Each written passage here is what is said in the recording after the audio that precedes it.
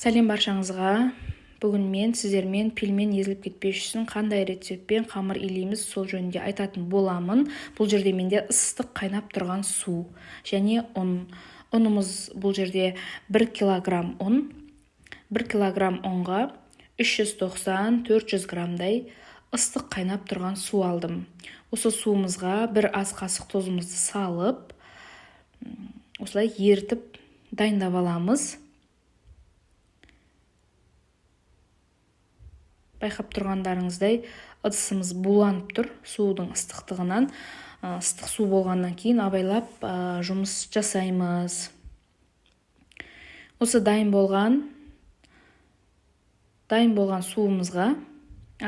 суымызды ұнның үстіне құямыз да құйған мезетте қасықпен араластырып отырамыз.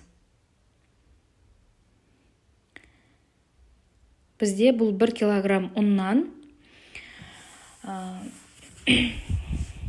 дайын болған қамырды 2 зуалаға немесе 3 зуалаға бөліп жайсаңыздар болады, өздеріңіздің ыңғайларыңызға қарай. Орташа қаттылықта қамыр иленіп шығады. Осылай түбінде кішкене су алып қалдым. Құйған суым егер жетпей жатса, қамырым қатты болып жатса, соңына қарай құйып жіберемін. Сосын 2 ас қасық сұйық май қостым. Және 2 жұмыртқа қостым. Осы 2 жұмыртқаны қосқаннан кейін ары қарай қолмен жұмыртқамен қамырды жақсылап ұнды араластырып, ары қарай қолымызбен қамыр илейміз.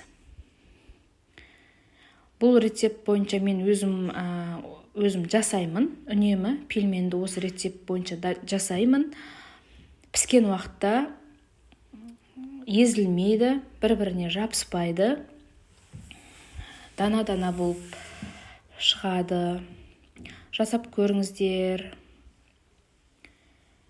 Осылай, егер ұнымыз астында ұнымыз артылып бірікпей жатса, алып қалған суымызды құйып жіберіп, толық қамыр илеп шығамыз. Бірақ суларыңыз міндетті түрде ыстық қайнап тұрған су болсын.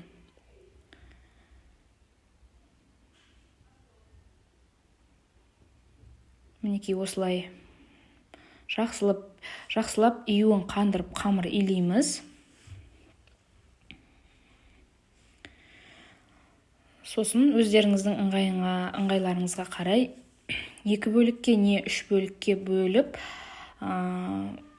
июі қанғанша 20 минут немесе жарты сағатқа тұндырып қоямыз. Пельменнің қамыры мантының қамырына қарағанда кішкене қалыңдау болып жайылады. Және бір тегіс болып жайылуы керек. Мінекей осындай 2 бөлікке бөліп алдым да, арасында осындай ұндар жүруі мүмкін.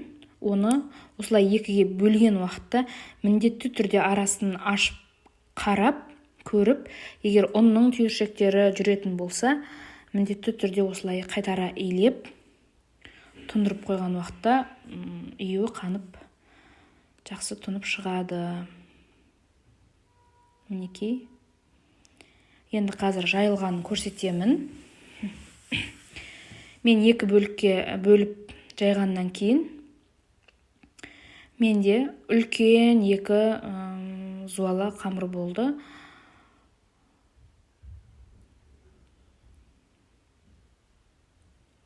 Мінекей тұнды 20 минутқа тұндырып қойдым. Осыны дөңгелек формаға келтіріп, бір тегіс қып жайып шығамыз. Кішкене тұнғаннан кейін өзі қамыр кішкене жұмсарады. Мінекей осылай жайып шықтым. Осындай үлкен зуала шықты менде. Қатты жұқа емес, қатты қалың емес. Мінекей бір тегіс бұл қамыр жабыспайды.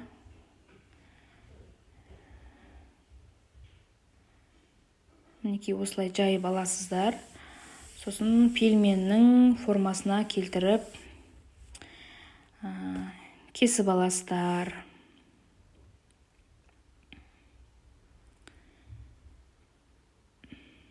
Мінекей осындай қамырлар шықты. Мен өзім пельменді қатты үлкен емес, майдалау қып бүккенді ұнатамын. Мінекей фаршымызды алдын ала шығарып, бұл фаршқа пиязды блендерден өткізіп, қосып, қара бұрыш қосып, дайындап қойдым. Осымен пельменімізді бүгіп дайындаймыз. Қамырымыздың мінекей жұқалығын көрсетейін. 1,5 миллиметр әрекетте. Осылай бөлек-бөлек ыдысқа жеке-жеке бір-біріне жақындастырмай қойып, морозильникте біраз уақытқа 2 немесе 3 сағатқа қойып аламыз. Осылай бетін жауып қоймасақ, қазір қамырымыз қатып жабыспай қалады. Мінекей жаңағы пельмендерімді бүктім. Осылай жеке дара қойып қатырып аламын 2-3 сағатқа. Осылай қатқаннан кейін осындай пакеттерге салып, мына тұрысы 500 грамм. Және пельменнің қалып кеткен майда қамырларын осындай майда кеспе қылып, оны әбден кептіріп, осындай пакеттерге салып тастасаңыздар, өте ыңғайлы. Сорпа істегенде алып сала саласыздар, қолдың кеспесі. Мінекей осылай 2-3 сағатқа қоямыз. Бұл әбден кепкеннен кейін пакеттерге салып, өлшеп салып тастасаңыз да болады. Сатуға да өте ыңғайлы. Осындай пакеттерге салып, морозильникте сақтай бересіздер, жасап көріңіздер.